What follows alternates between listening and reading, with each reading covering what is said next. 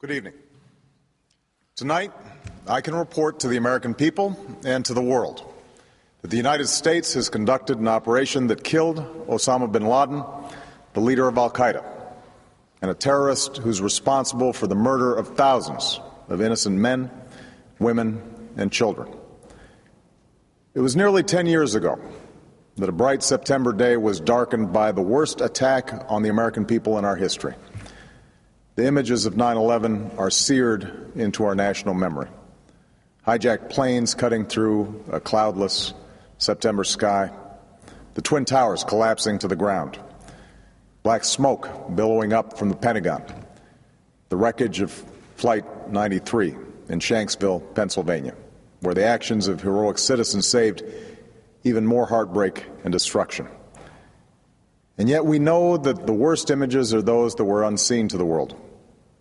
The empty seat at the dinner table, children who were forced to grow up without their mother or their father, parents who would never know the feeling of their child's embrace, nearly 3,000 citizens taken from us, leaving a gaping hole in our hearts. On September 11th, 2001, in our time of grief, the American people came together. We offered our neighbors a hand, and we offered the wounded our blood. We reaffirmed our ties to each other and our love of community and country. On that day, no matter where we came from, what God we prayed to, or what race or ethnicity we were united as one American family. We were also united in our resolve to protect our nation and to bring those who committed this vicious attack to justice. We quickly learned that the 9/11 attacks were carried out by Al-Queda, an organization headed by Osama bin Laden, which had openly declared war on the United States and was committed to killing innocents in our country and around the globe. And so we went to war against Al-Queda to protect our citizens, our friends, and our allies. Over the last 10 years, thanks to the tireless and heroic work of our military and our counterterrorism professionals, we've made great strides in that effort. We've disrupted terrorist attacks and strengthened our homeland defense. In Afghanistan, we removed the Taliban government, which had given bin Laden and Al-Qaeda safe haven and support. And around the globe, we worked with our friends and allies to capture or kill scores of Al-Qaeda terrorists, including several who were a part of the 9/11 plot. Yet Osama bin Laden avoided capture and escaped across the Afghan border into Pakistan. Meanwhile, Al-Qaeda continued to operate from along that border and operate through its affiliates across the world. And so shortly after taking office, I directed Leon Panetta, the director of the CIA, to make the killing or capture of bin Laden the top priority of our war against Al-Qaeda, even as we continued our broader efforts to disrupt, dismantle, and defeat his network. Then, last August, after years of painstaking work by our intelligence community, I was briefed on a possible lead to bin Laden. It was far from certain, and it took many months to run this thread to ground. I met repeatedly with my national security team as we developed more information about the possibility that we had located bin Laden hiding within a compound deep inside Pakistan. And finally, last week, I determined that we had enough intelligence to take action and authorized an operation to get Osama bin Laden and bring him to justice. Today, at my direction, the United States launched a targeted operation against that compound in Abbottabad, Pakistan. A small team of Americans carried out the operation with extraordinary courage and capability. No Americans were harmed. They took care to avoid civilian casualties. After a firefight, they killed Osama bin Laden and took custody of his body. For over 2 decades, bin Laden has been Al-Qaeda's leader and symbol, and has continued to plot attacks against our country and our friends and allies. The death of bin Laden marks the most significant achievement to date in our nation's effort to defeat Al-Qaeda. Yet his death does not mark the end of our effort. There's no doubt that Al-Qaeda will continue to pursue attacks against us. We must and we will remain vigilant at home and abroad. As we do, we must also reaffirm that the United States is not and never will be at war with Islam. I've made clear, just as President Bush did shortly after 9/11, that our war is not against Islam. Bin Laden was not a Muslim leader. He was a mass murderer of Muslims. Indeed, Al-Qaeda has slaughtered scores of Muslims in many countries, including our own.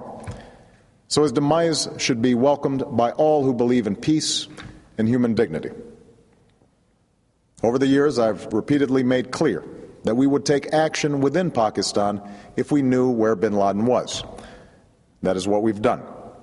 But it's important to note that our counterterrorism cooperation with Pakistan helped lead us to bin Laden and the compound where he was hiding. Indeed, bin Laden had declared war against Pakistan as well and ordered attacks against the Pakistani people. Tonight, I called President Zardari, and my team has also spoken with their Pakistani counterparts. They agree that this is a good and historic day for both of our nations.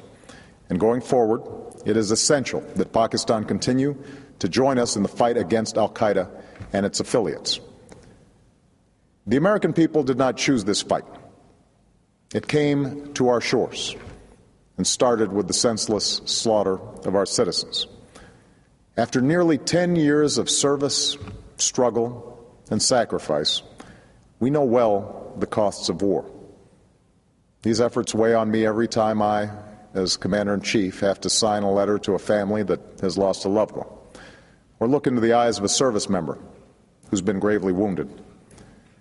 So Americans understand the costs of war. Yet, as a country, we will never tolerate our security being threatened, nor stand idly by when our people have been killed. We will be relentless in defense of our citizens and our friends and allies. We will be true to the values that make us who we are. And on nights like this one, we can say to those families who have lost loved ones to Al-Qaeda's terror, justice has been done. Tonight, we give thanks to the countless intelligence and counterterrorism professionals who've worked tirelessly to achieve this outcome. The American people do not see their work nor know their names, but tonight they feel the satisfaction of their work and the result of their pursuit of justice.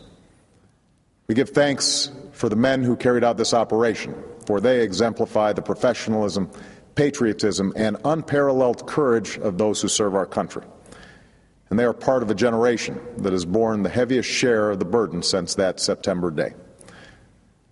Finally, let me say to the families who lost loved ones on 9/11 that we have never forgotten your loss, nor wavered in our commitment to see that we do whatever it takes to prevent another attack on our shores. And tonight, let us think back to the sense of unity that prevailed on 9/11. I know that it has at times frayed, yet today's achievement is a testament to the greatness of our country and the determination of the American people.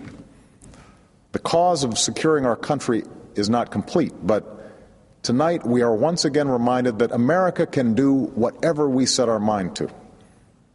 That is the story of our history.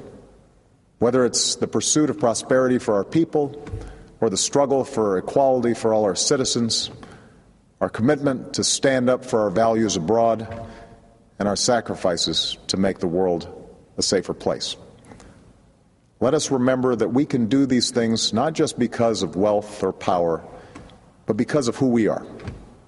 One nation, under God, indivisible, with liberty and justice for all. Thank you. May God bless you. And may God bless the United States of America.